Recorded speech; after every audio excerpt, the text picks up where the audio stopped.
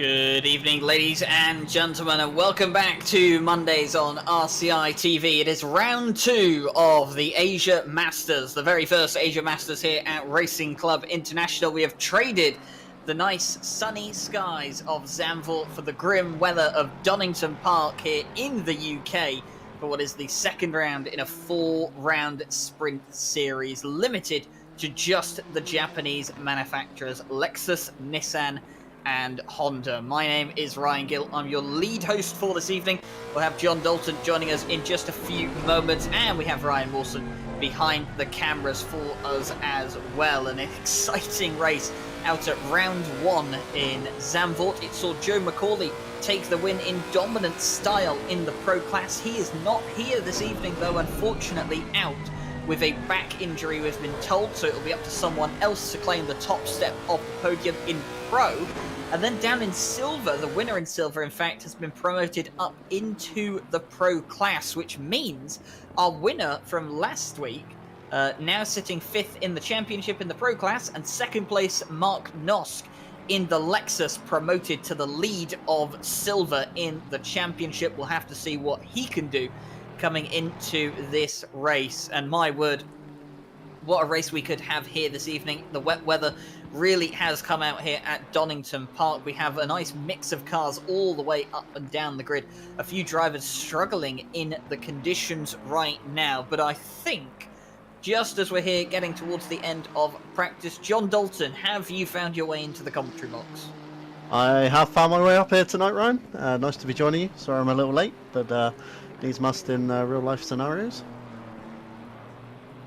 No worries, and well, out here, Donington Park for round 2, one of the British GT tracks that we have on the calendar here. Of course, we're using Zandvoort in continental Europe. We go to Donington Park for this evening, then we head out to the States for round 3, and then we'll finish the season out nowhere else but Suzuka for the championship. So a bit of a different challenge on the cards for the drivers here tonight, John.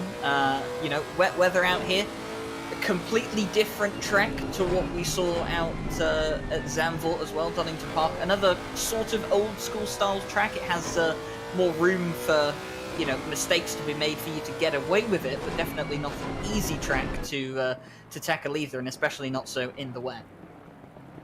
Definitely, Ryan. Some very tricky corners at Donington, not made any easier by the wet weather we've got here tonight.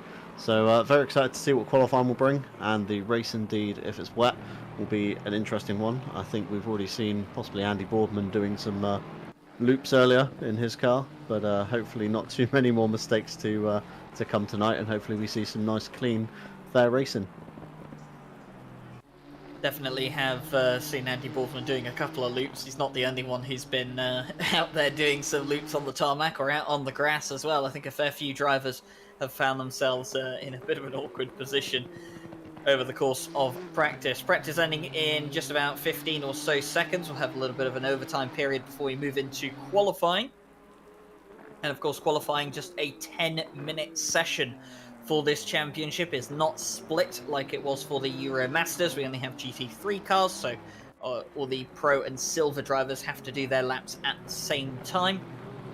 And Zandvoort and Donington Park will share that little panic that we saw in qualifying for a lot of the drivers that want to get out and get some clean air around this track fairly soon. And the clean air is, would you say, John, it's a bit more valuable in the wet, especially considering the fact that you don't want another driver's spray right in front of you as you're trying to set some good qualifying laps?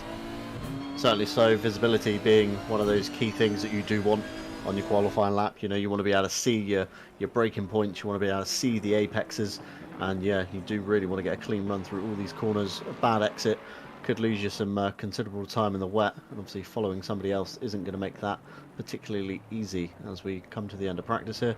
Just waiting for the timer to tick over to the qualifying. Some good times being set here, some names at the top that I'd be expecting to see. Verstappen and Nyring very close in the 2 Lexi at the top, and Honda putting in a good show as well with 3 and 4 slots taken up in practice here. So we move on to qualifying then, and all the cars making their way out onto the track now to try and find some of that real estate, and it's going to be Nico Kumpu by the looks of it in the 256 who finds their way out on track first. They will have the liberty of the cleanest air that you can find around here at Donington Park, and you can see the train of cars behind him at the moment. Will want to make sure that they can get to the final corner ahead of everyone else and make sure that they are the ones that manages to get all of that clean air in front of them. You don't want to go too fast though. You want to make sure that all the drivers behind you have enough time to get out of the pit lane. And in fact, it looks like he's going to give that free air up to Stefan Zero. Maybe going to see if Stefan Zero can just disappear down the distance perhaps, and maybe try and follow him and see exactly what kind of line he takes throughout here. Although, by the looks of it, has he let more cars through? He has let more cars through, so Nico Kumpu not particularly keen on going first, second or third at the moment here. He's let through Henry Fuerte and another one of the Lexus cars as well. In fact, letting quite a few cars through it would seem. So Nico Kumpu not in any hurry at the moment to get that lap done out first. But here is Christopher Verstappen, one of the drivers we saw towards the top of practice just a moment ago in second place, very close to Klaus Nearing, and having a little look on the Honda to see if they could get in front of them before the start of their first flying lap, but it does not look like Henry Furt is keen at all, should we say, to give that position up. But here is Stefan Zero for the first qualifying lap of the session for the second round of the season. Here we go, let's see him on board.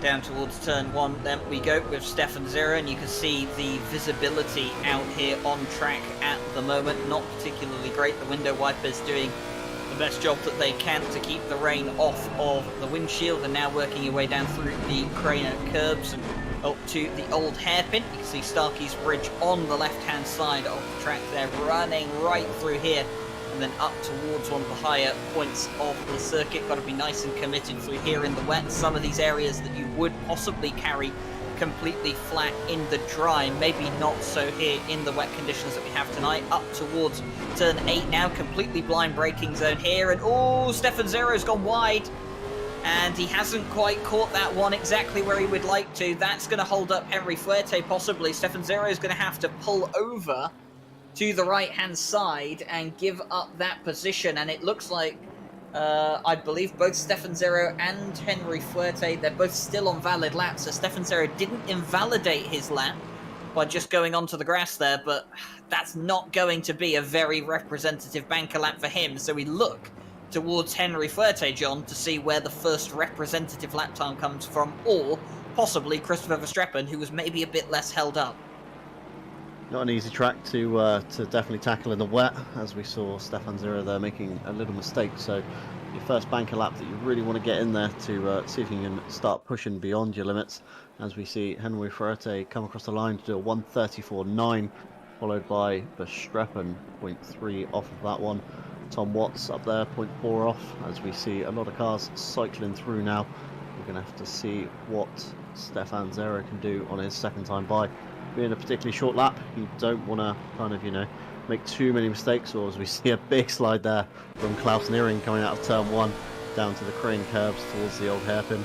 Certainly got a better run off the corner than the previous Lexus did. Maybe some oversteer, dialing the traction control down could be a little bit beneficial. Not being bogged down so much on corner exit is maybe a slight perk, but obviously don't want to be sliding those rear tyres too much, because you will wear them down over the course of an hour. Yeah, definitely don't want to wear them over the course of an hour, and Giuseppe De Anna has the provisional pole time at the moment, up to first place with a 1:34.815, just about a tenth of a second between themselves and then Henneberg and Fuerte in behind, so very, very close on the first round of banker laps. It's Tom Watts in the silver class, by the way, that has gone and taken provisional pole at the moment. They're half a second just over from the overall pole position time, but they are sitting 8th overall at the moment, and that is the pole slot for silver. So very good to see there from Tom Watts, a first good lap. Kladke just behind them as well, and then Jake Boswell rounding out the top 3 right now in qualifying for silver. Here is Henry Fuerte coming over the line again does not look like an improvement for them. Stefan Zero comes across the line, and this time, with a lap where they haven't made any significant mistakes down towards turn 8, puts them right up towards the top of the crop. But it's one of the Nissans that goes faster with Nicholas Nordqvist, and then Halaki goes back, and Giuseppe De Anna takes provisional pole straight back and is the first into the 33s. Certainly some exciting times coming through here. Definitely looking very close, constantly chopping and changing. As Giuseppe De Anna is the quickest car on the circuit at the moment, but with 4 minutes to go, still plenty of time for improvement, as the rain does appear to be easing in the next 10 minutes. Whether or not that will equate to a slightly drier line forming towards the back end of qualifying, you might even see those times get a little bit quicker, as I believe Ladke has jumped up the order to P2 with Nicholas Nordqvist not too far behind him, and Sundström not too far behind Nordqvist either, as I do believe there is a slightly drier line forming to what we saw at the beginning of qualifying here, Ryan. Definitely, it looks like the rain possibly lightening up as well within the next few minutes as well, so interesting to see how that could play out. Not sure if it will have a major impact on the session, but could be indicative of the weather we can see in the race. We're expecting it to be raining throughout the whole course of the race, but it could get lighter over the course of the weekend. I'm being told that Christopher Verstappen is up on his lap time by about 0.8 of a second, and they will go provisional pole 1:33.8 for the Lexus 747. So that puts Christopher Verstappen now on provisional pole, back in Giuseppe De Anna's court of ball to try and see if they can retake that provisional pole. And Klaus Niering as well, now half a second off of where they need to be to put their car on pole, and about 0.3 of a second where they need to be to get their car on the front row of the grid. Good to see two Nissans up in the top 10 as well, by the way. You pointed it out before, Sundström and Nordqvist doing a very, very good job in the Nissans. And Nicholas Nordqvist particularly, after having been moved up from the silver class into the pro class as well. Something else to keep an eye on over the course of the race tonight. We have 2.5 minutes of qualifying left. Verstappen has returned to the pit lane, has decided that they are possibly done for the night in qualifying, as Mikael Sundström goes up and moves into 4th, just half a second down on the provisional pole. So Giuseppe De Anna looking very close on timing there, only 0.162 off of Verstappen's time, so certainly some improvements maybe for De Anna to find to take that pole away from Verstappen. As you say, retired to the pits, as we look here to Nicholas Nordqvist coming in to the hairpin in the final sector. I believe he is slightly up on his lap, possibly by about 0.2, 0.25, as he trundles down towards the last corner. Very tricky corner, the last one. You either want to brake, take a very tight line to get a kind of, you know, smooth exit out, or you want to brake very late, take the corner almost wide like a double apex to get that super slingshot across onto your next lap. And Nordqvist does go quicker indeed, moves up to P4 just behind Henry Ferrete, as we look at him now going down into what I believe is the old hairpin, heading up towards the top end of the circuit. On the timing, he believe he is equal with his delta, as I believe we've just seen Peter Henneberg jump up as well into P3, so looking very close between the top 3 here. A different manufacturer on nearly every grid slot, with the Nissans kind of in close contention behind up into P6 for Nordqvist. Whether Nordqvist has anything more in the tank of the Nissan will be seen shortly, hopefully, as Henneberg trundles towards the old hairpin, maybe encountering a little bit of traffic here on this lap. However, he is equaling his delta. Has he got any time to find? As looking at the board, Giuseppe De Anna appears to be on an absolute flyer at the moment in the Honda. Whereabouts is he on the circuit? Heading up towards the tricky double apex, long sweeping right-hander that takes you down under what would have been formerly the Dunlop Bridge if we were a few years back here at Donington. As coming up to the last 30 seconds of qualifying, whether De Anna will have time to go again will be seen, as he encounters another car coming through the chicane down into the tight hairpin at the back of the circuit. You can see, can Giuseppe De Anna not catch this car and slightly improve his time to take the pole away from Verstappen, who has actually gone back out on track in this very late half of qualifying. Whether or not he'll have enough time to set another lap will be seen shortly.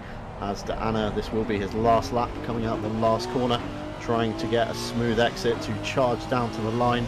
Will he take pole away from Verstappen? He does. Takes it away by 0.3, I believe, as Hedberg brings up the rear, not too far off him either. So getting very competitive here. Can Verstappen do anything to improve that time on the lap he's on?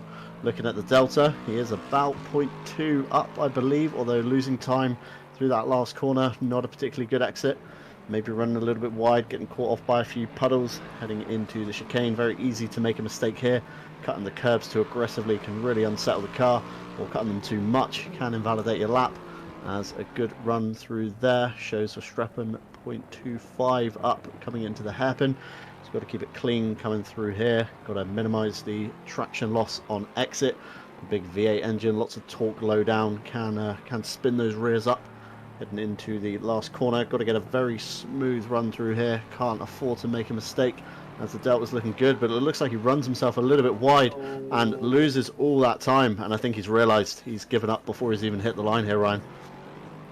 Yeah, it all looked very, very clean right until the final corner, and that puts Verstappen out of contention. Klaus Nering's lap time is not going to be quick enough. In fact, I don't think it's going to be an improvement either. So there you go then. Round 2 qualifying is done, and Giuseppe De Anna is the driver that will end up on pole position by 8 thousandths of a second over Peter Henneberg. It's a Honda and a Lexus on the front row of the grid. Credit to Jake Boswell as well, by the way, in the silver class, who has taken pole position in the 47 Lexus. And then Andy Boardman, who has taken second place in the 66 Lexus for the silver qualifying. Well, ahead of the race tonight, we will show you the championship standings that we have for the season. They shouldn't look too different to what we saw last time out in the race session, but of course there are fastest lap and pole position qualifying points to take into account. So Joe McCauley there is on top with 45, not present tonight, unfortunately. Peter Henneberg in second place with 34 points. With Christopher Verstappen just in behind on 30.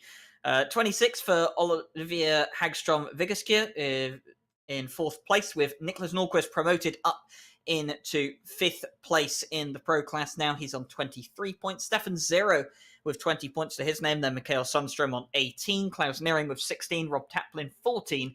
And Nico Kumpu with 12 points, rounding out the top 10.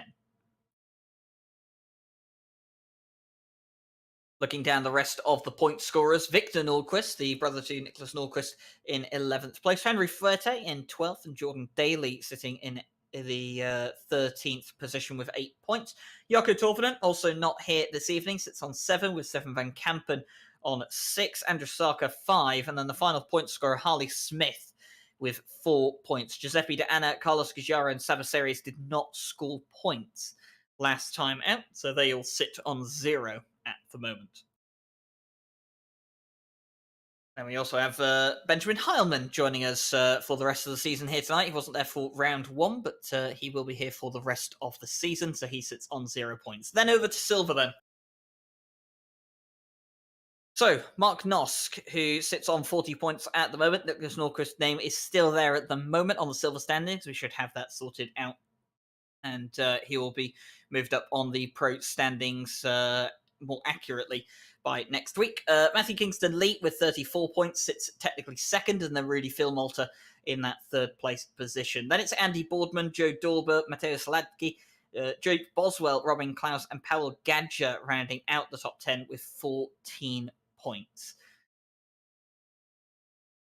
Moving on to the rest of the silver field, Thibaut Roskam in 11th place with 12 points. Tom Watts, who was in contention for pole, not anymore, unfortunately, in 12th place. Wojciech Dorowka sitting in 13th place with 9 points. And then Phil Roberts with 8 points to his name, 14th at the moment. And Florian Atzwanger, the final point scorer in the silver class last week. Benjamin Schumann did not score points last week. And Carlos Calatiud, I believe, was absent from last week's race. But he should be back here tonight. So With the championship standings out of the way, and we're about 2 minutes away for the start of the race.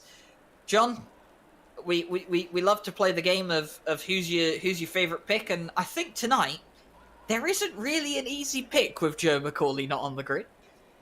Yeah, certainly not. I mean, my money would have been on Joe McCauley had he not had his unfortunate back injury tonight. I mean, the top 3 or 4 guys here looking super competitive with Giuseppe D'Anna taking the pole here. I reckon Verstappen could be in a good contention, and definitely Henneberg as well. So some strong Lexus at the front, definitely to keep your eyes on. But the Nissans are a slight dark horse, I think. They showed some good pace in practice, and you know, they're fairly up there in the grid order already as we watch the grid walk going down the middle of the cars. Fantastic to see some great custom liveries, some really vibrant colours. But I've got to ask you, Ryan, who's your favourite livery this week?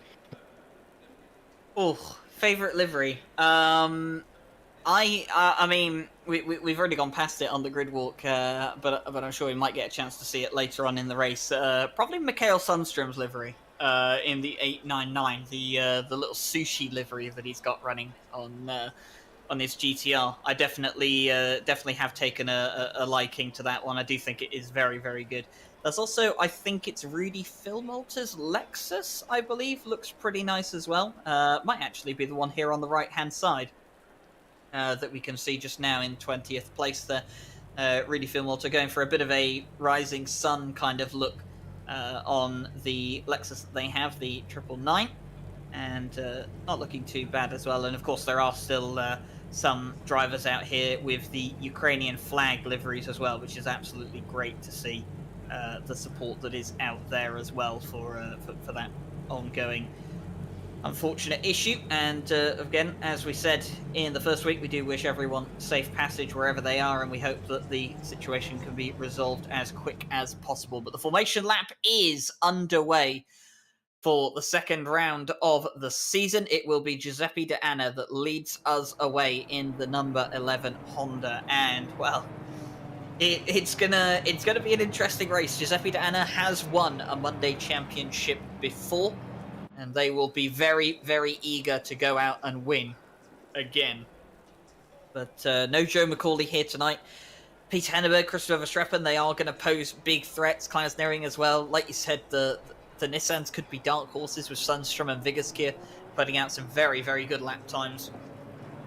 And some very good race pace as well at Zandvoort, it has to be said. Both of them ending up, quite high up. So it's all to play for here tonight. And well, in the wet at Donington Park, you can't really predict much, can you, John? You certainly can't. You know, there's a lot of variables here with the wet weather. Slight wheel off line too much, clipping a puddle a little bit wrong, running a little bit too much curb. You know, it could prove costly for some of these guys. But yeah, I think the Nissans are certainly a dark horse. They did show great pace at Zandvoort, and they were almost essentially like a cork in the bottle. So, you know, if the Nissans can get a good jump, they might be able to play the cork in the bottle routine again, and possibly back some drivers up into some other drivers to create some very interesting bikes indeed. Definitely so. We're looking at, I think, Jake Boswell's Lexus. Now looking at the pole sitter of Giuseppe D'Anna, who is looking to convert this into a win. It could be that we have two different Hondas coming out as the winners in the Pro Class after 2 rounds, which is not what I think a lot of us would have expected coming into this with the amount of Lexus cars that we have on the grid here. Definitely the Hondas and the Nissans, the underrepresented class for sure, but definitely not lacking in pace as well. With the right driver in hand, there is plenty of pace in those cars. So here we go then, the start of the second round of the season, moments away here at Donington Park. 1 hour of racing here tonight, 1 mandatory pit stop. They all must take 1 litre of fuel at some point during this race. They have a 57-minute pit window that they will have to serve that pit stop in. They have live stewarding here tonight to make sure that everyone is behaving themselves. And here we go then, up towards the line. 60 minutes of racing around a very, very wet Donington Park, which looks like it might change weather during the course of the race, but we'll have to find out as we are green here down towards turn 1, and it looks like a fantastic start for Giuseppe De Anna, and it looks like Verstappen just squeezing on through past the likes of Peter Henneberg, managing to make the most of a gap that opened up, and now Klaus Nearing looking to have a look on the inside, turns into the outside, has to back out of it. There has been, I think, a car or two caught up in an incident after turn 1. And I think maybe is there an incident now coming down through the Craner curves as well. We'll have to keep an eye on it. But it looks like a fairly good start from everyone out here, except for the likes of Peter Henneberg, who has lost a place at the start. Yeah, I believe 2 Lexus caught up in the back end as well of Nico Kumpu and Matthew Kingston-Lee. Some strong runners we saw at Zandvoort last time out, but Donington notoriously narrow in some places. Even in the dry, you struggle to get 2 cars round side by side, so let alone in the wet weather. You know, it looks dangerously wet offline at the moment. Definitely a dry line forming on the racing line already, as I am watching Kingston Lee out of the comms window, and I believe there has been another incident towards the final end of the circuit, just before the chicane. A couple of cars tangled up there. As we look towards the front fight, I believe Verstappen definitely made the most of Henneberg taking a little nap on the start. I don't think he was expecting the blistering pace of Verstappen to sneak on through on the inside, as the pit window is open. You know, 57 minutes of pit window open to make a stop, so whether we'll see drivers, you know, eking their tyres out for the longest point that they can, or whether they'll dive in, try and clear some of this gaggle of traffic to get themselves out in some clean air like we saw at Zandvoort, definitely paid off for a lot of drivers here, especially in the hour. You're not going to be taking tyres, so that clear running can be very, very valuable here, as we look towards Sundstrom charging down the Craner curves towards the old hairpin in pursuit of Henry Fuerte in that Honda. Again, strong running from the Honda guys, 2 in the top 5. Can they hold it towards the end? Still 57 minutes to go, so plenty of time for mistakes and curbs to be catching you out. As Sundstrom there, very gingerly avoiding the curbs. Not the usual dry line that you would see, you know, hogging all the curbs typically at Donington. They are very safe to run, not very upsetting of the cars, although coming down towards the chicane here, these curbs can be very lethal, as I said, in qualifying in the dry, so let alone in the wet. Ekstrom Vigitskia has lost a couple of places out from the start. They've dropped down to 12th overall by the looks of it, and I think one of the drivers caught up in the incidents at the start of the race, Joe Dorber, by the looks of it, has a stop and go penalty 30 for speeding in the pit lane, so that's their race gone from bad to worse. Phil Roberts has come into the pit lane and has presumably gone in to fix some damage, got their pit stop out of the way as well. Looking at Robin Klaus here at the moment in the 649, trying to get a move done, and oh, they're going to be on the inside of one of the Lexus. Oh, they're going to run into the back of someone as well. Not entirely sure who that was they ran into the back of. Was it Hladky or the likes? I think it was Hladky, wasn't it? Oh no, that was Jordan Daly, sorry, running into the back of Robin Klaus, I believe, as he makes his way through now on the number 942, I believe that was, of Tom Watts, just getting through there. And, well, Jordan Daly making up some places, and I believe we do have a couple of replays of what happened at the start of the race that we might be able to just show you here to see what exactly happened with a couple of the cars at the start of the race. So this is looking down at Jordan Daly. He's the white Lexus that you can see on the outside line here, and you can just see Phil Roberts in the yellow Nissan just got a bit compromised down into turn 1. No contact there, or if there was, very minimal contact between a couple of the drivers down into turn 1. I'm not entirely sure who got caught up with who. I know Joe Dorber definitely got caught up down at turn 1 with someone, but I'm not entirely sure who else it was. But the 81, the 214 and the 137 have all come into the pit stop, John, nice and early to get that out of the way. So they clearly feel that they're going to be held up in traffic. They want to get that out of the way as quick as possible, get into that clear air, and just start setting some hot laps in the wet weather. Yeah, as I said earlier, Ryan, we did see that to be very, very worthwhile doing at Zandvoort, at least to get the clear air in. Some big names down there. You've got Nicholas Nordqvist, again, very quick in qualifying, so it'd be exciting to see what he can pull out. Phil Roberts, very unfortunate in turn 1, I believe, and obviously Joe Dorber with the stop and go 30, which I believe he is serving at the moment. We've also got Hagstrom Vigashu down there in P27, so another one to keep your eye on. A big load of GTR seem to have worked their way backwards at the start of this race, which isn't good, but like you say, with the clean air, it could be a very valuable move, as we're riding on board here with Mikael Sundström, looking at the back of Henry Fuerte's Honda. We head up into McLean's at the top end of the circuit, heading towards turn 8 of Coppice. It's going to be all about corner exit, I feel, for Sundström to try and get alongside that NSX. Looking towards the S's down at turn 9. Can Sundström make any kind of run out of Coppice? It's notoriously hard to pass at Donington, one of those classic tracks where you have grass and gravel everywhere, so you can't use any extra runoff there. As Fuerte, talking about those curves earlier, catches him at the wrong angle, gets a lot of sideways action that allows Sundström to force the GTR down the inside into the Melbourne hairpin. A very clean move by both of those guys there, giving each other a bit of respect, a bit of room, and obviously the race isn't lost yet, as 53 minutes to go. Anything can happen. Sundström could do the exact same thing as Fuerte did on one of his laps. So looking towards the front as we see Klaus nearing there, setting the fastest lap, seeing him jump to the purple position in P3. So definitely a car to watch for Giuseppe De Anna. You're going to be looking at the other drivers' lap times, getting a little bit panicky, getting a little bit shifty to see who is setting those times, and if somebody is, going to gain on you, you're going to be watching your mirrors quite intently here at Donington.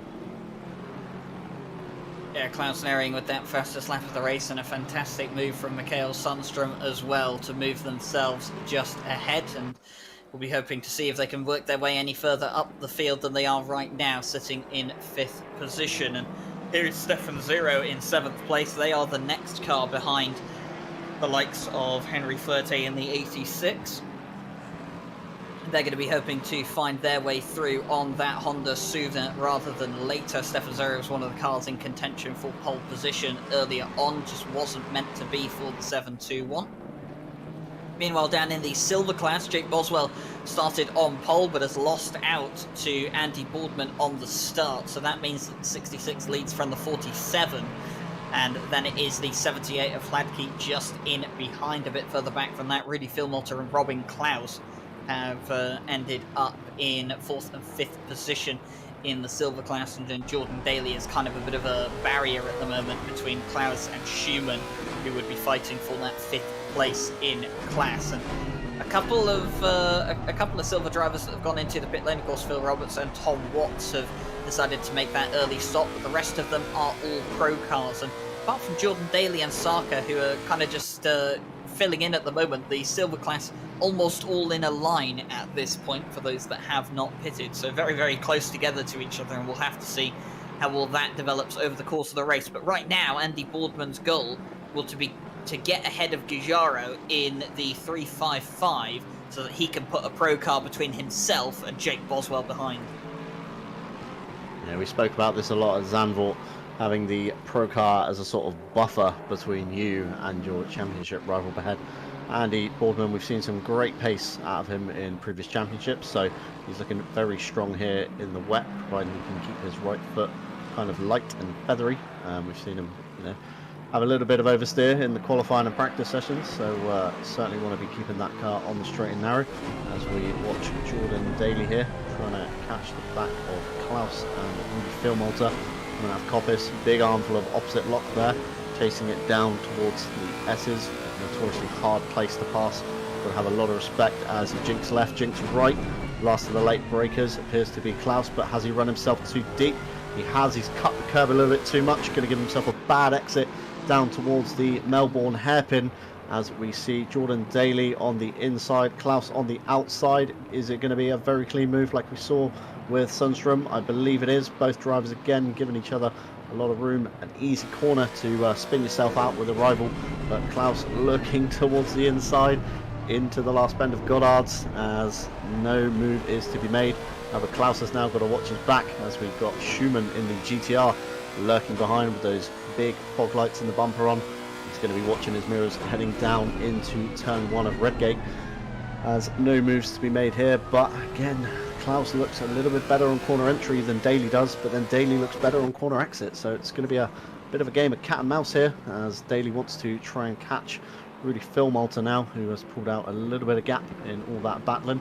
Again, it's something you want to keep an eye on your rivals, as we flick to Victor Nordqvist here on Nico Kumpu into the last corner. Kumpu giving him loads of space here, not even fighting the position here. Maybe Kumpu struggling for pace at Donington, not feeling as confident as he wants to. Maybe he wants to follow Nicholas Nordqvist to the front in in the spray of the GTR, but maybe might learn something from Nicholas if he's more seasoned, as a more seasoned veteran here than Kumpu is.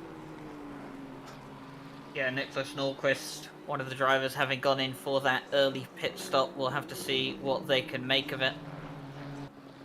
And looking a bit further ahead, here is Rob Taplin chasing down Tom Watts, who needs to try and get past and get his way up through the field as quick as possible. And I think that was that Tom Watts with the indicator on for a moment, just saying that he's going to move over. He does have the indicator on, by the looks of it. Yeah, definitely seeing an indicator on Tom Watts' car. Maybe trying to wait for Taplin to get a little bit closer. I believe we saw Taplin at Zandvoort last time out employ a similar tactic of pitting early and then using that clean air to charge back up to the top runners. But again, not getting close enough for Tom Watts to give him the place. Something you've really got to be careful of in racing. You don't want to try and back out of it too early. You don't want to give your rival behind you, who would be Phil Roberts, too much time gain on you. But just not getting close enough in the Lexus of Rob Taplin, as it just seems Tom Watts has the better corner exit. Or maybe Tom Watts doesn't realise that he's got his indicator left on. Now, as we see a GTR diving out of the pits there ahead of him. Not too sure who that was, possibly Benji Schumann in the 222, I believe it is, with the little surprise Pikachu on the rear bumper. It is. As we flick back across to Benji Schumann, here he is, just ahead of this little train that we're watching here. Maybe Benji Schumann. Oh, big moment in the old hairpin there, as we were talking about the curbs earlier, as he cuts the nose off Taplin there. A little flash of the headlights for Taplin to show his annoyance at being chopped into the kink at the top of the hill as you go under Starkey's Bridge turn 6. Tom Watts looking to the inside into Coppice, not close enough to make a move.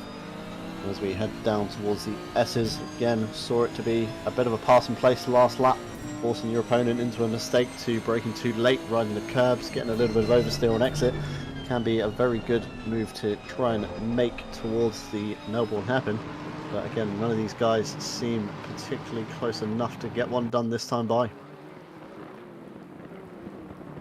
Very, very sketchy moment from Benjamin Schumann, and definitely a concerning one for those in behind. We had the first round of penalties come out, by the way, from the stewards. It looks like Gadgda in the 615 is going to be the first driver responsible for causing an incident here tonight. I'll read out the reports we have here from Tom Bryant, who's just slid the notes under my door. Incident on lap 1, turn 1, involving the 225, the 256 and the 615. Drive-through penalty for the 615 for hitting the 225 into the 256, and I think we will see that here as we gonna go.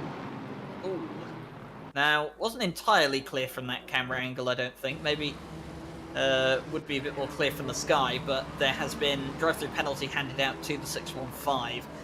Then there was another incident in lap 1 involving the 555 and the 96. No further action on that one, as the 555 turns into the 96 and takes themselves out, so no action necessary from the stewards.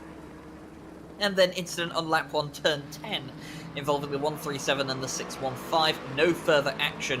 The 137 had a close rejoin, is what it's stated as, but they did not consider it significant enough to warrant a penalty or a warning. And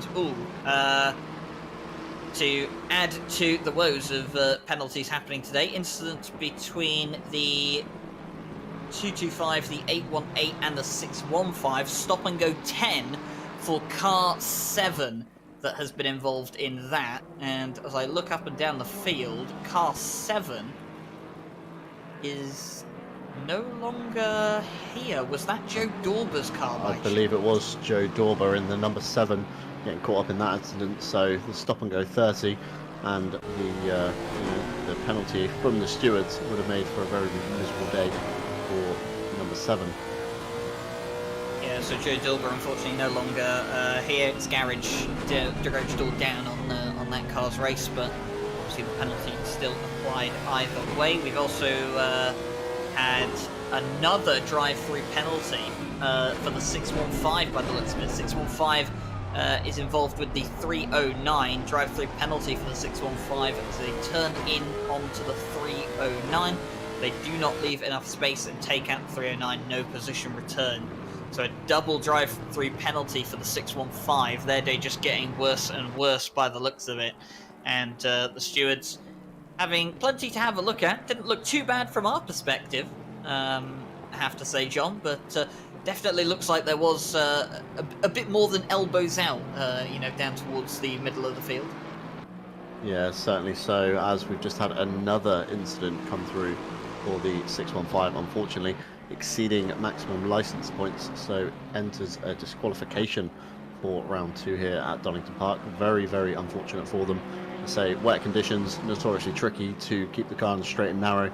Racing this closely to some very big GT cars doesn't always have a recipe for success. As we look here to Andy Boardman in P9, silver class leader, still stuck behind Gajaro. Definitely wants to try and get past him to get a move on, although he has gapped Boswell very well indeed on these last few 10 minutes or so since we've not looked back. And I believe we've just had another stewards report, keeping the stewards very, very busy today. Incident on lap 1, turn 12, involving the 137 and 225.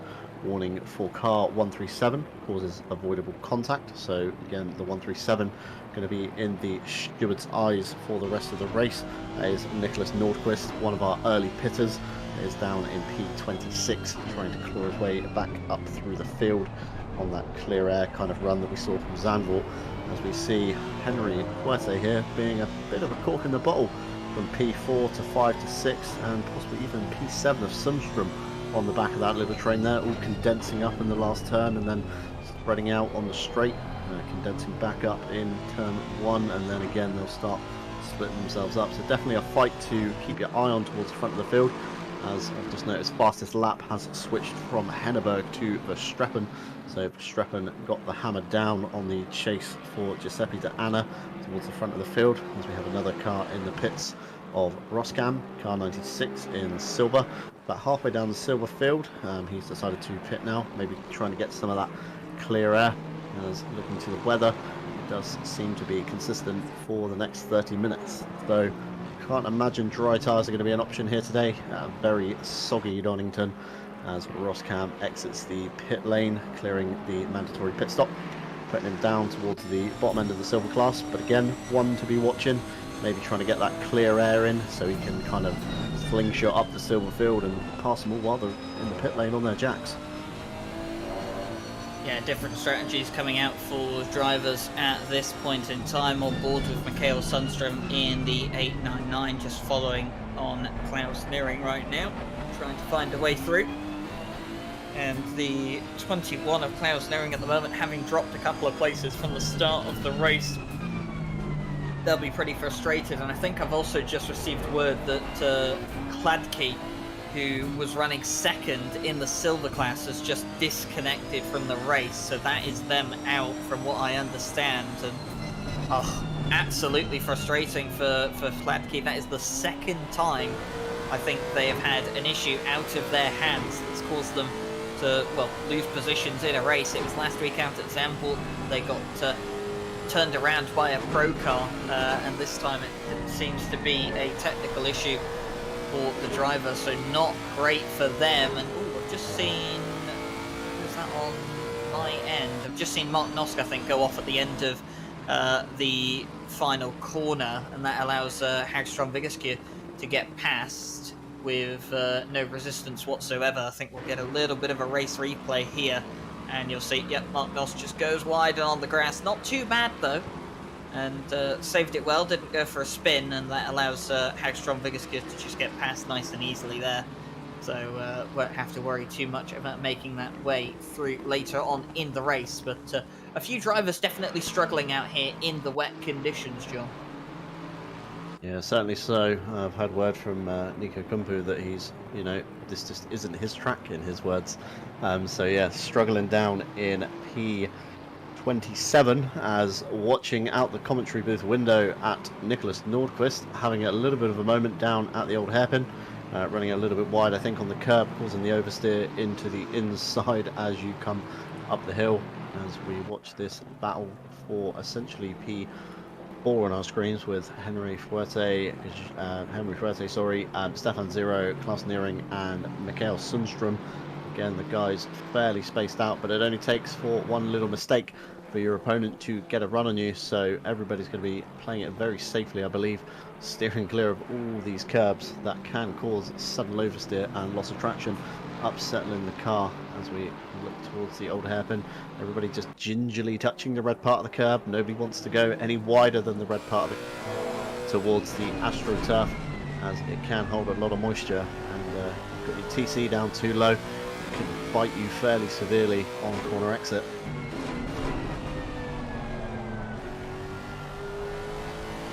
So watching from the back of Stefan Zero's car now to Klaus Neering, Henry Fuerte just up ahead as well. It is Giuseppe D'Anna that leads the way right now, 2.2 seconds between themselves and Verstappen, who has the fastest lap of the race. Peter Henderberg sitting in third at the moment, and Henry Fuerte and Stefan Zero round out that top five in the Pro class. The updated at the moment live positions for the silver class would be Andy Boardman leading the way, now has Jordan Daly between himself and Jake Boswell in second. Really, Phil Malta is third at the moment in the silver class, with Robin Klaas and Dvorak rounding out that top five right now. So looking good for Giuseppe D'Anna right now, converting that pole position rather well, and especially after some technical issues that they suffered in the first round at Zandvoort that caused them to go off into the barrier right near the start of the race. This is exactly the kind of reply they'd be looking for in week 2, and doing a very, very nice job of it so far here. And Christopher Verstappen maybe just biding his time, but judging by the fact that he's got fastest lap of the race, I think he's probably pushing as hard as he can, but just doesn't seem to be able to make any inroads into that lead that Giuseppe D'Anna just keeps stretching.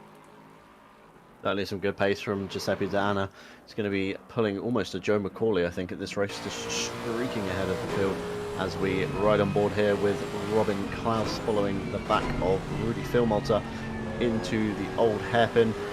And one of these guys, as we've got a car off to the left, I believe that's Jake Boswell. He was looking quite good in the silver class in P2, slips down 2 places to Philmalter and Klaus here. And I believe Jordan Daly has also gone through, although not affecting position. And speaking of Jake Boswell, he does appear to have a time penalty on his hands. Just going through the Steward's report now, a few more coming in. We have incident on lap 3, turn 11, involving the 649 and the 197. Minor contact, no more decision made on that. We have an incident on lap 3, turn 10, involving the 77 and the 21. Again, minor contact. A lot of minor contacts in this one, as they do keep coming on through. I've lost my place slightly. Lap 4, turn 11, involving 96 and 796. Again, a minor contact on that. Incident, lap 7, turn 11, involving 78 and 45. 47, I beg your pardon.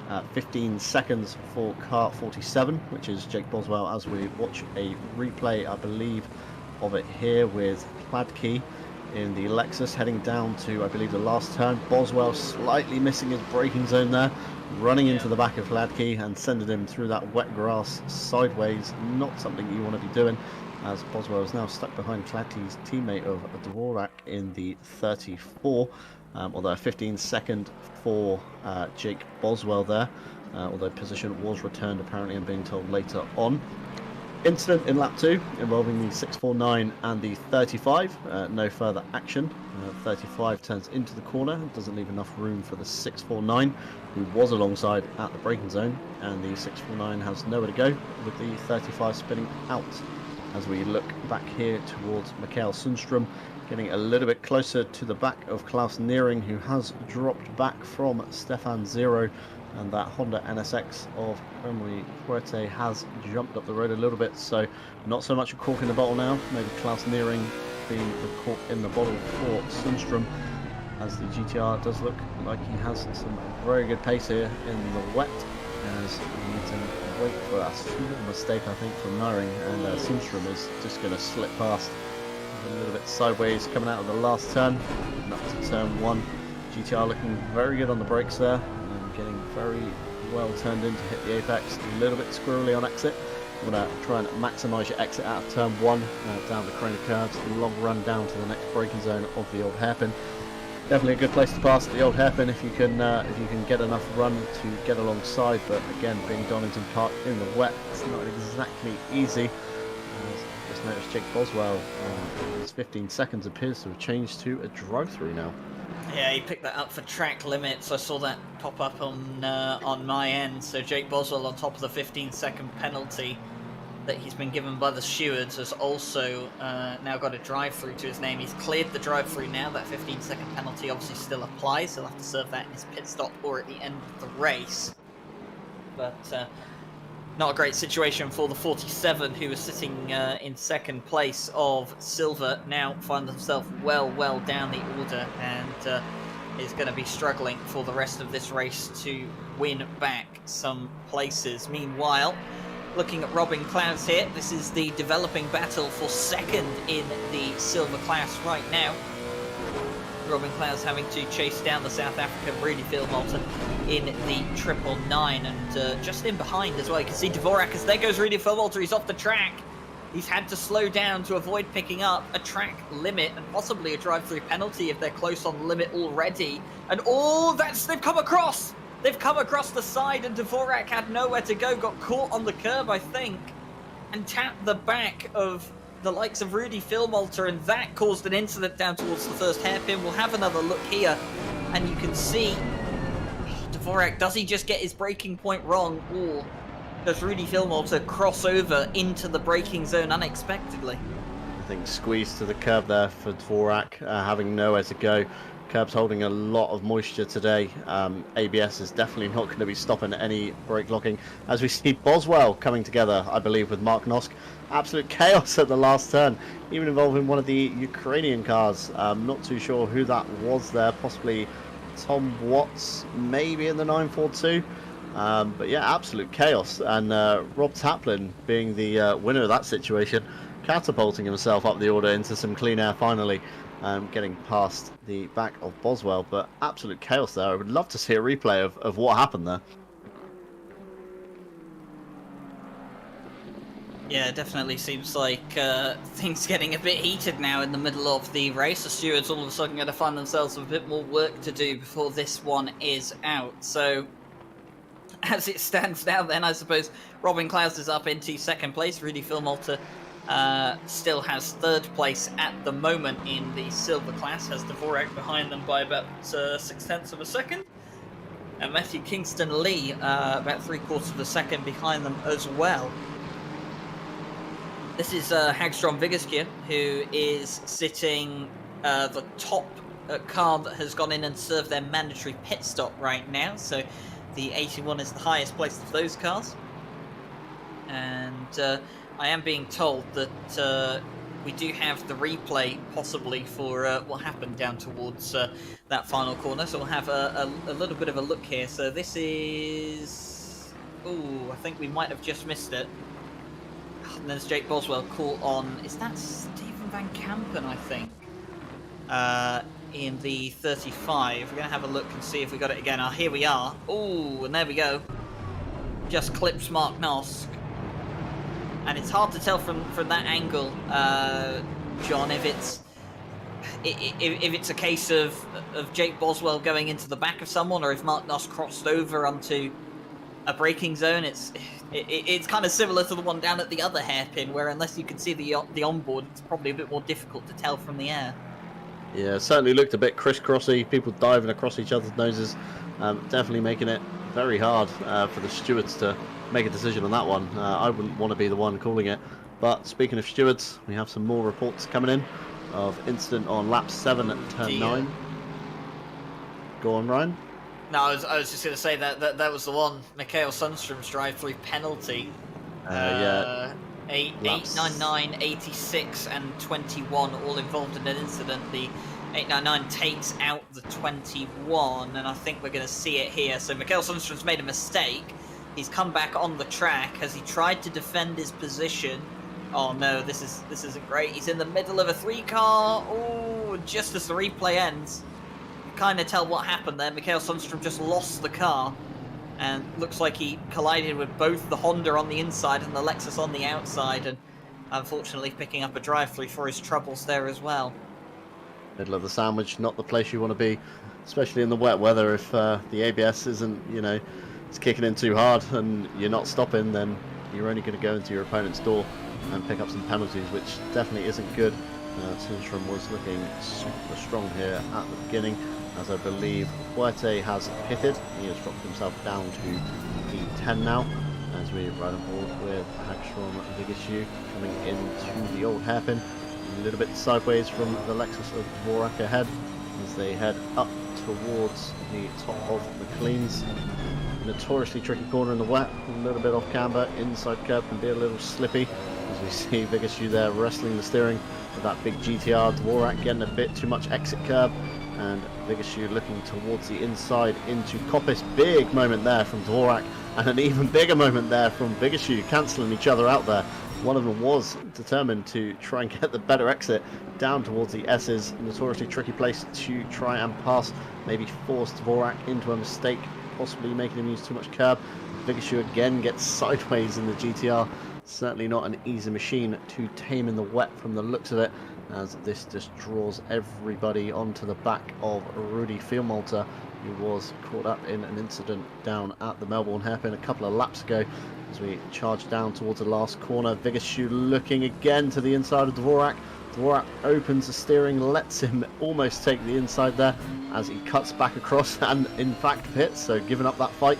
Maybe trying to get himself into some clean air with Vigashew not bearing down his mirror, so he hasn't got to spend more time looking back than he does forwards. As speaking of clean air, here's one of our drivers that pitted early, Nicholas Nordqvist, on the back of Roskam with the little surprised Pikachu on the rear bumper. My favourite part of that livery ever. I'd love to see a little meme or two sneaking onto the liveries.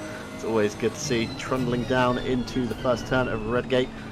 Both GTRs very equal in performance. Again, big steering wheel movements here from Nordqvist. Again, these GTRs seem a bit of a handful in the wet, constantly watching the drivers wrestle the wheel as they come out of the turns and through the middle of the turn as well. It's definitely a tricky machine to try and tame, it seems. Catching a little bit of opposite lock there, soaring at the wheel on the exit of the old hairpin, heading up to McLean's turn 7. Not close enough to make a move, although as we've seen, a few people getting Coppice wrong can leave the door open going into the S's for a pass. Definitely can, and Nicholas Nordqvist for the Sim Brothers car just tries to look their way through. Quite a few of the pro drivers, it would seem, getting caught up in a lot of the silver drivers, and it looks like at the moment, at least, John, that pitting early strategy, it has worked out for a couple of them, but definitely not for all the drivers out here tonight. Phil Roberts, who pitted very early on in the race, hasn't seemed to gain much, if anything at all, right now. And I think there was also Hagstrom Vigaskew who pitted, and he is higher up the order for fact, but I don't think he's as high up as he probably would have thought he is. He is not too far off of the likes of Henry Fuerte, but a much bigger gap between himself and the 86 than there was when he came into the pit lane. So for a few of these drivers here tonight, that early pit stop hasn't exactly worked out well for them, and I think the drivers that have maybe just stuck it out a bit more have probably benefited here. And one thing I have been keeping an eye on, ever so slowly, that has been helping is the gap between the likes of Giuseppe De Anna and Christopher Verstappen has come down to within 2 seconds now. So it's not a massive gap between the two of them. It was about 2.5 seconds, I think. So Christopher Verstappen has managed to close that in somewhat. on Giuseppe De Anna, 25 minutes to go, 1.9 seconds. Is this the time where the Lexus in the second half of the race maybe comes into its own? It's going to be interesting to see. Like you say, the gap has definitely come down. Again, I've been monitoring it myself.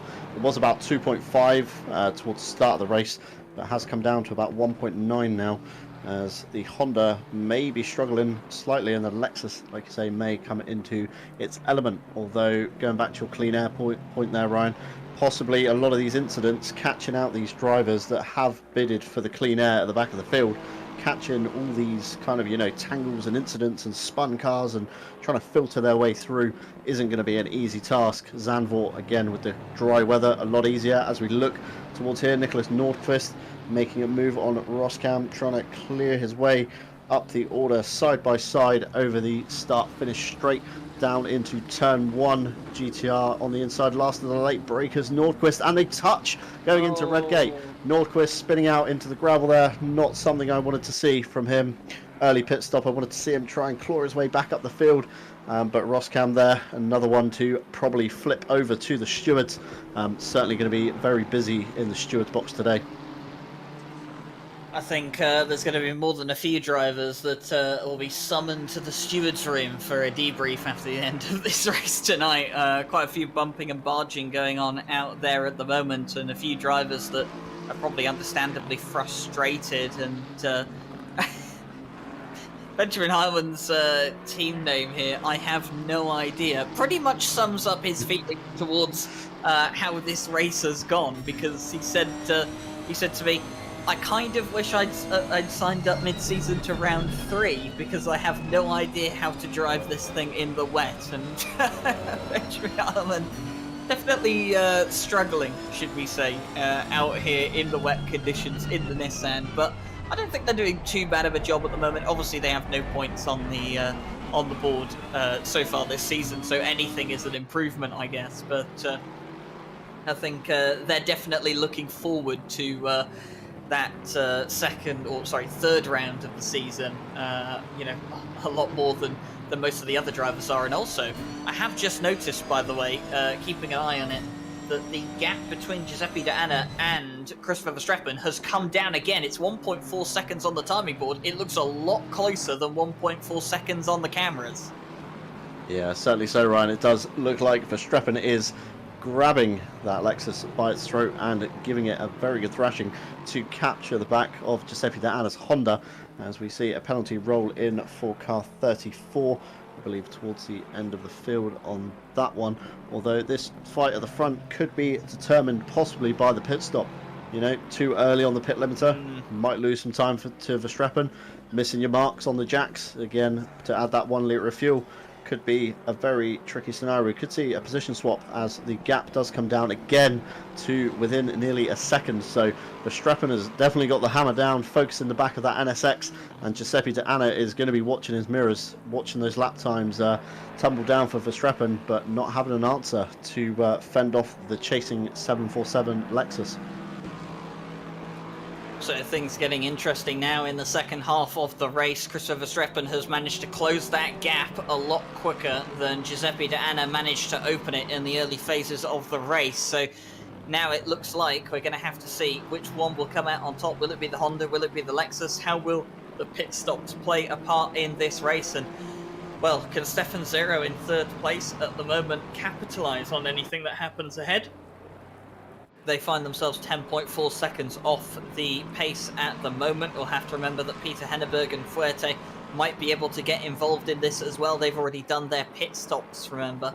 But if the leaders get into a bit of a battle, slow each other up, that could bring them back into play as well. So everything getting very, very interesting. Here is Thibaut Roskam, who we saw just earlier, involved in an incident with Nicholas Nordqvist. Now Roskam chasing down Mark Nosk, who still has to serve his mandatory pit stop. So right now, Thibaut Roskam doesn't need to take any risks with getting past Mark Nosk. They're going to be past them anyway once they decide to go into the pit lane. But they don't want to waste too much time behind a car that hasn't gone into the pit lane.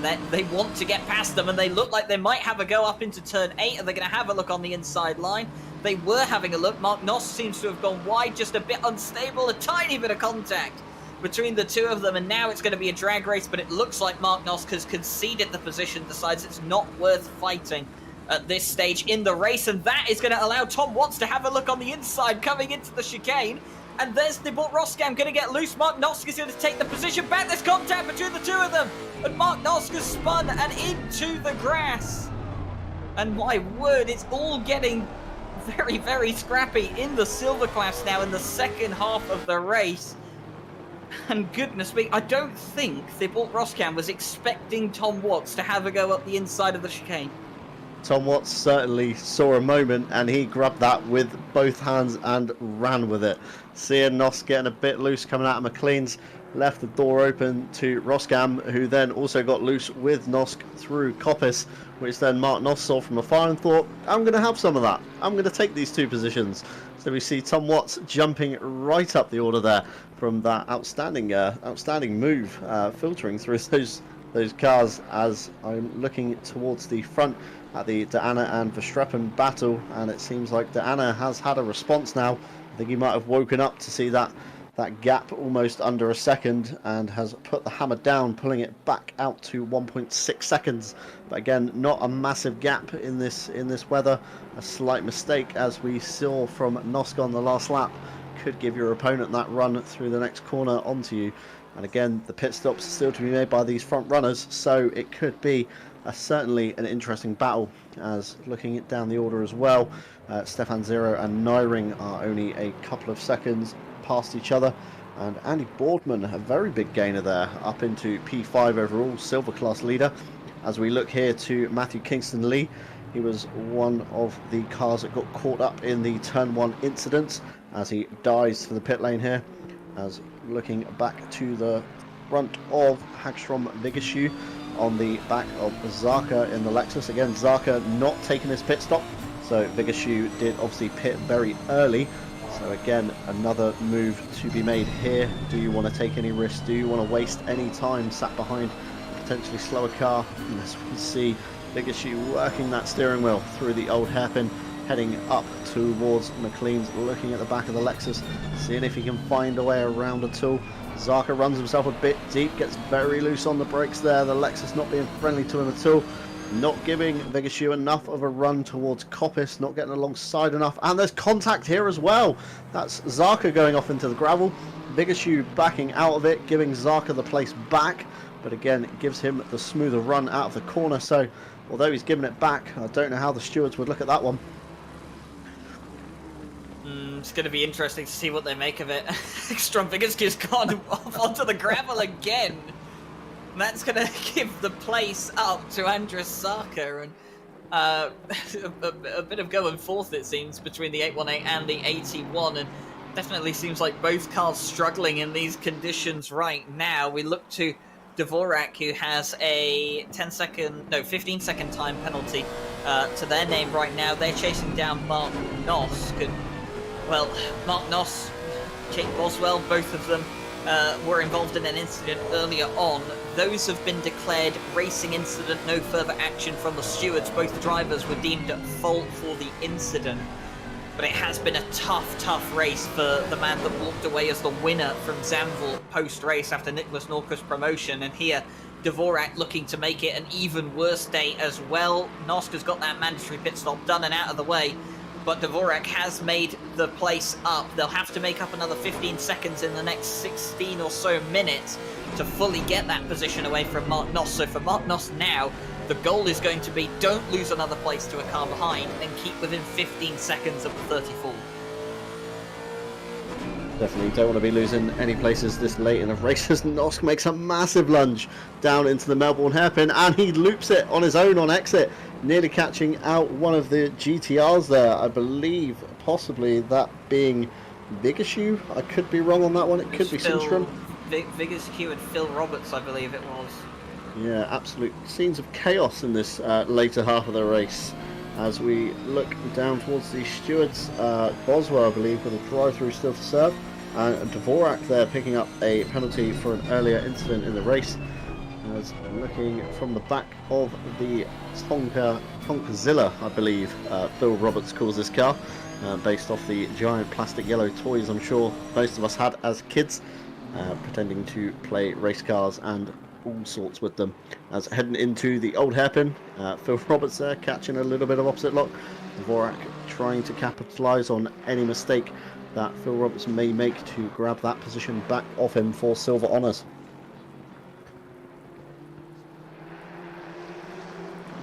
Jake Boswell got another drive-through penalty for track limits, I've been told, so that's the second one he's had to serve here today. His race not getting much better as it goes on, and well, a man's race who has got better as it's gone on is Christopher Verstappen, and finds himself, according to the timing board, 1.6 seconds behind Giuseppe De Anna. I would like to believe that what I'm seeing on screen is a bit closer than that, as definitely a mistake has come out from Giuseppe De Anna. It's 0.7 of a second, and finding a back marker by the looks of it just there behind them. That's the 555 of Matthew Kingston Lee. Won't want to get too involved in this one, I'm sure, but Christopher Verstappen just pushing so hard now in the 747, trying to close down on that number 11 car. And for Giuseppe De Anna at the moment, it's just willing the Honda on to keep that gap as as large as you can. But it definitely seems like right now that the momentum of the pace has shifted from the Honda's favour now into the Lexus's favour. Yeah, possibly like the British Touring Car Series you see here in the UK, where the BMWs tend to get the better launch off the line, and then the front-wheel drive cars kind of come into element towards the end, as Giuseppe De Anna is flashing the back of Matthew Kingston Lee, trying to get him to get out of the way so he can get a move on and escape the jaws of Verstappen. Thinking maybe a little bit of Lexus help might have got Verstappen a little bit closer to the back of Giuseppe De Anna as we watch the three of them here chase down towards the Melbourne hairpin. Slightly drier line forming here as we see Verstappen making a very late lunge on the brakes, kind of forcing Matthew Kingston Lee in avoidance around the outside of him to avoid contact. Verstappen definitely wanting to get a move on here, wanting to get the hammer down and wanting to catch the back of that Honda before it kind of runs away in a little bit of clean space. As we come down the start-finish straight, looking towards the gap now, still 1.1 seconds, so not close enough to get any kind of a slipstream off that Honda. But again, any slight mistake from Giuseppe De Anna, and it could be into the jaws of Verstappen's Lexus. As we look down towards the back of Tom Watts here, chasing Heilmann up the hill towards turn 7 of McLean's. Not for championship position honours here, both a pro car and a silver car. We're watching on screen with Heilmann being the pro car, Tom Watts being the silver car. But again, you know, if you want to make up ground and he wants to try and catch Rudy Philmolter, who still has to stop, Tom Watts might not want to be held up by Heilmann here. So again, he might be angsty to get past that turquoise Nissan. Yeah, Tom Watts won't want to waste too much time. I think with Benjamin Heilmann, with what he was saying earlier about how difficult this race has been to drive, I don't know if he'll put up too much of a fight. Might just let the Lexus go, although we'll have to see what exactly happens as they get closer and closer. But for a lot of drivers, it has been a very rough experience here today at Donington Park. The weather has definitely caught out a few of the cars, and, well, the weather that we're seeing likely on the forecast for Laguna Seca is going to be very different to this, but maybe a completely different problem for the drivers in a week's time when we head out to the States for the third round of the championship. But here tonight we still have the rain for the next 11.5 minutes of this race. We still have a lot of drivers that need to come in and do their mandatory pit stops, just 10 minutes under for the pit window left. The top 7 overall still have a mandatory pit stop to make, and that also includes the rest of the drivers outside of those top 7. That's Robin Klaus, Andres Sarka, Florian Atzwanger and Rudy Philmolter that all still need to come into the pit lane as well. And Hagstrom Vigeskjær, as I've been speaking, has just been handed a 15-second time penalty, and I would like to think that that is probably for all the little incident we saw down with Andres Sarka a little while ago, John. Yeah, certainly looking to the stewards sheet, they've just passed us through the comms box. It's for incident on lap 27, turn 8, involving the 818 and the 81, with a 15-second for car 81, I believe, as we flick to a replay here of Andres Sarka and Vigeskjær here going up into turn 8 of Coppice, as Vigeskjær kind of runs into the back of Sarka. waits for him, and then kind of drives past on the straight down towards the S's. So although position returned, maybe not returned in a way that the stewards would like, so, you know, to continue the cars to get back up to racing speed, to allow Zarka to give it another shot of defending that GTR with Vigashu ploughing his way through. 15 seconds for him, so again that will drop him back down the order. Real shame as we see Robin Klaus here leaving the pits, having completed his mandatory pit stop, shuffling him down the silver order, I believe into P5 overall in silver. But again, 2 cars ahead of Phil Malta and Atzvanger still to make a pit stop, so Klaus hopefully should gain those positions back as we look towards Benjamin Schumann, our silver car in second place. Again, very wide into Coppice there, touching that red curb. I don't think I've ever managed to do that myself on a car, but again, these conditions being very tricky indeed, catching some people out. Tyres maybe wearing the best tread blocks down now. Cars becoming a bit more unsettled, a bit more understeery, a bit more oversteery on the curbs. Something you might want to be dialing the traction control up just so you don't get caught out by some sudden wheel spin. As we look down the order to the battle with Tom Watts and Heilman, still not switched places yet. Again, Tom Watts probably wanting to get a move on to try and catch the back of Klaus if he can. But again, Heilman in that big GTR kind of blocking the way, as we did see the front of Klaus's car there going into shot into the Melbourne hairpin. So the gap for Tom Watts to gain a place isn't all that much. Again, could be a mistake made from either driver to secure that position. Looking towards the front of the field with Giuseppe De Anna and Verstappen, their gap still hovering around 1.3. Klaus nearing, pardon the pun, the back of Stefan Zero, coming down into the Melbourne hairpin. Again, these two guys still to stop, so nothing has been decided yet. Again, it could be won or lost on the pit road race, as all they have to do is add a litre of fuel. I'm assuming most cars have a big enough tank in the wet to make it all the way to the end without really adding too much, so not causing too much of a stop.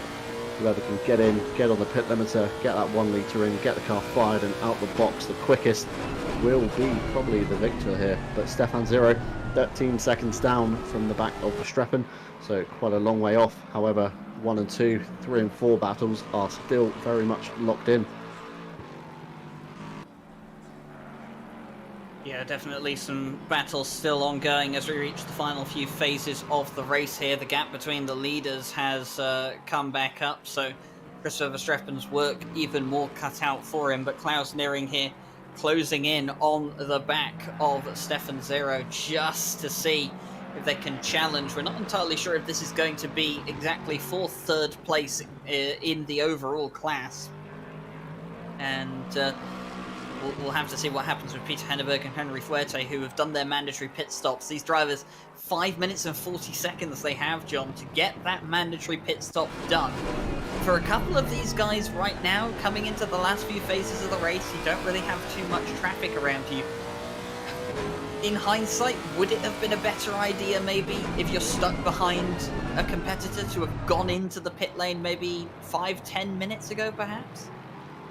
Possibly in the case of Nyring here, as we see Giuseppe De Anna jumping into the pit lane with Verstappen continuing on. So Verstappen's really got to get the hammer down in these next couple of laps, try and get some clean laps drilled in to try and gap Giuseppe De Anna, as I believe De Anna has cleared the stop and is trundling his way down to pit exit there. We see on the right backside of the shot of Stefan Zero and Nyring here.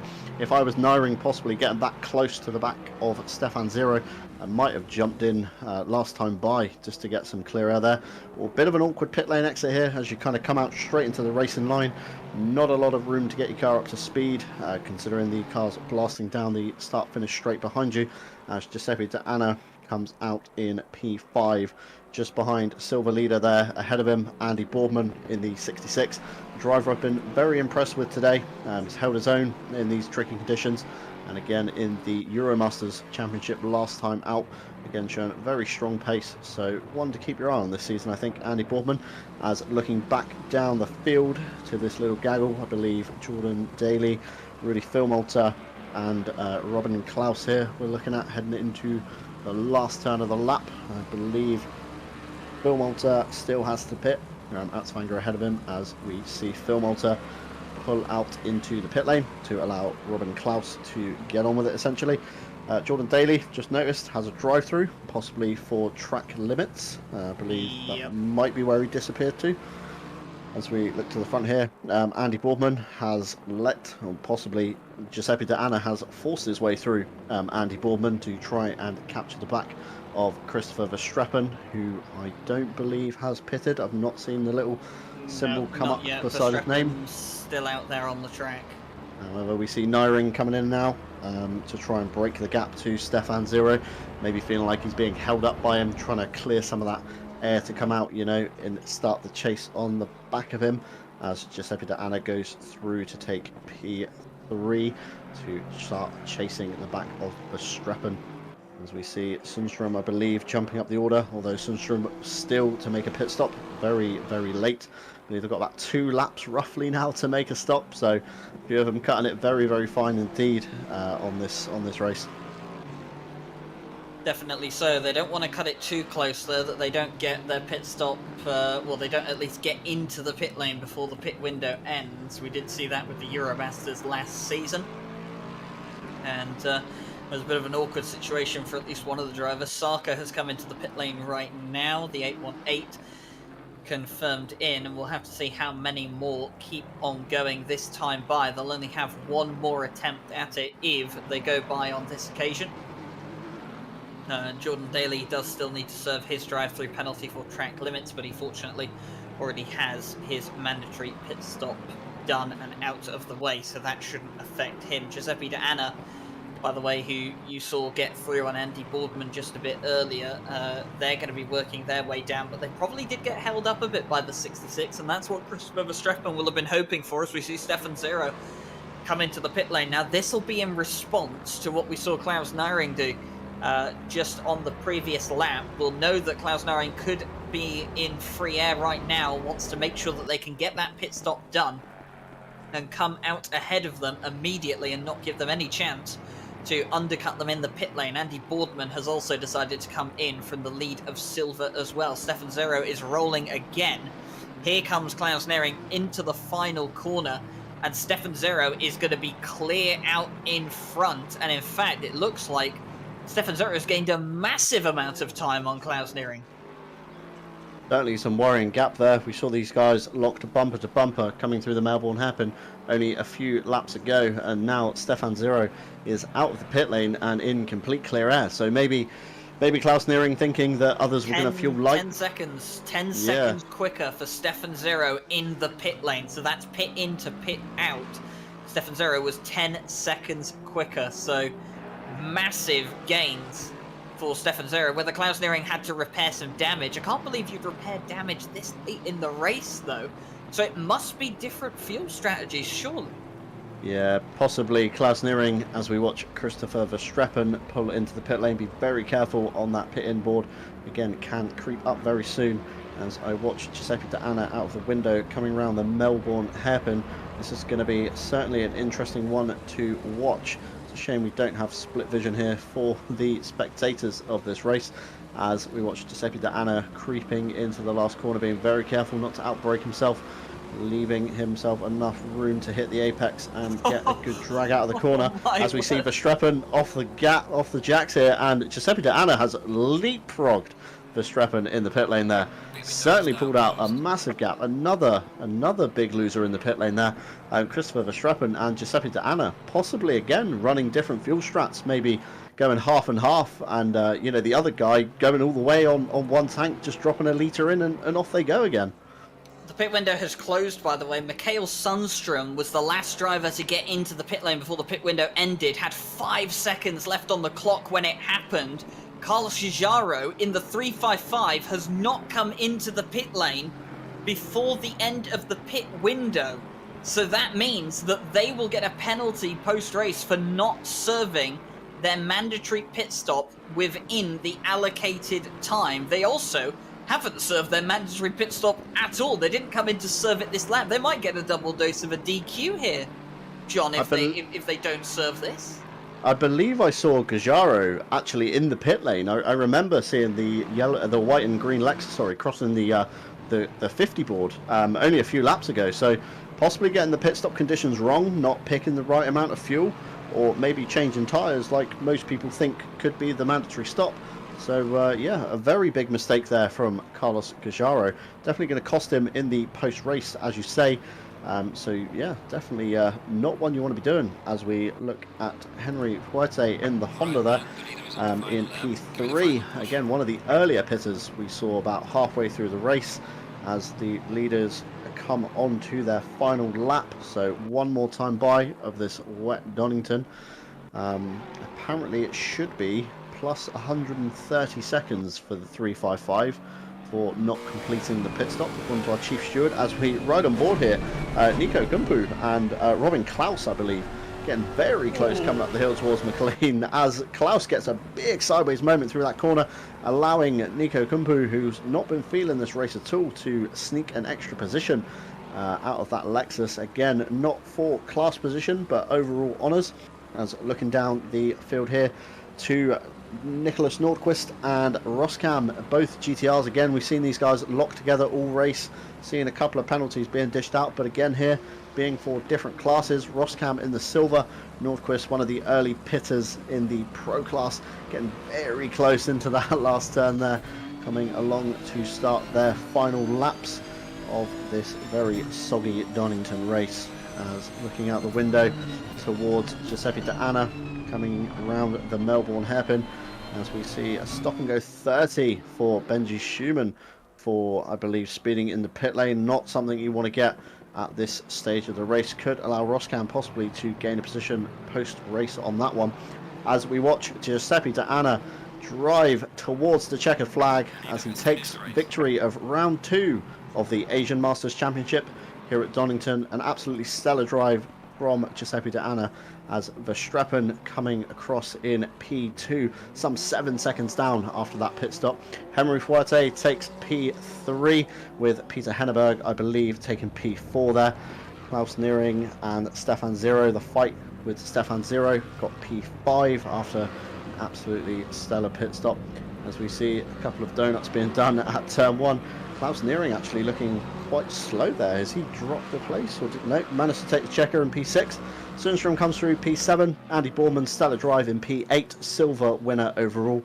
Hagstrom Vigashu coming in P9, although a plus 15 second penalty to take at the end. Carlos Gajaro in P10 with plus 130 for missing the stop. Rob Taplin rounds out the top 10 in P11 with P11 for the 214. Tom Watts taking P2 in the silver class. Very well done to him. Capitalised on a few mistakes earlier, as Roskam takes P13 and Nordquist P14. Again, plus 30 for him. Benji Schumann, unfortunately, plus 60 on the end of here. So although these are very provisional positions, Andrew Saka rounds out P16, Howman P17, Jordan Daly 18, Kingston Lee comes through in P19, running out of breath here, with Phil Malta rounding out the top grid overall. So a lot of post-race penalties coming there, Ryan. So although provisionally those guys in those positions, it's going to be an interesting one for the championship. Definitely will be an interesting one for the championship. Seems like the order has been turned on its head a bit, not just in the pro class, but also in the silver class as well. The final standings here confirmed to you. So Giuseppe De Anna is the winner of round 2 here of the Asia Masters. And, well, a very, very good win for Giuseppe De Anna. Looked very, very close at some stages of the race, but then did manage to claw it back in the end over Verstappen. So, another week of Asia Masters racing down, 2 more to go. We will be back in a week's time for round 3 of the championship at Laguna Seca. But if you're interested in any more RCI action this week, well, we do have some stuff on the schedule for you. The final round of the Diamond Drive Cup happens on Wednesday. It's a 90-minute finale at Imola. and we'll be able to see the race in full here on RCI TV. That's on a Wednesday evening. Thursdays, there could be some plans to change around the Thursday schedule. It is currently scheduled to go ahead on Thursday evening, but that could change. So just keep that in mind. It's currently planned as a GT4 Team Series, but we'll have more information on whether that gets pushed back a week or not. We will find out very, very soon.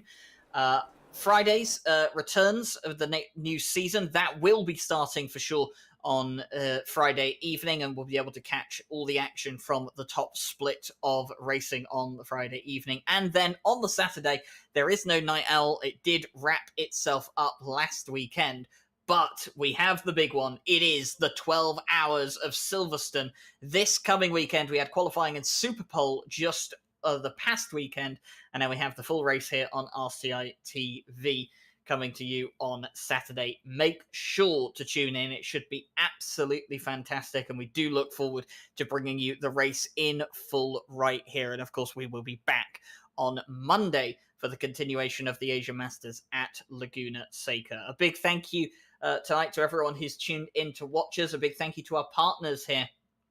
Obviously, Race Department is one of the places to go if you want to get sim racing mods, or if you're looking for the latest sim racing news. You can also look at AK Informatica. We host our races on their servers, and, well, absolutely fantastic and rock-solid stability that we get from them. If you're looking for some of the best sim racing coaching you can get, look no further than Driver 61, and you can get access to their sim racing academy for as little as $10, and use our discount code to get 25% off. Furthermore, Fanatec, if you're looking for some of the best sim racing equipment around, you could check out Fanatec, and now on a budget as well with the new CSL DD, one of the best entry-level wheels that you could probably pick up on the market, and you can use our affiliate link in the description below to support RCI at no extra cost to yourself. And then finally, Sim Racing GP. If you're interested in community management, maybe start up a community of your own someday, you can check out Sim Racing GP. Well, from myself, from John Dalton, Ryan Mawson, all the stewards down in the stewards box, and everyone else here at Racing Club International, thank you very much for joining us here this evening. It's been fantastic to have your company. We will see you in a week's time in the States.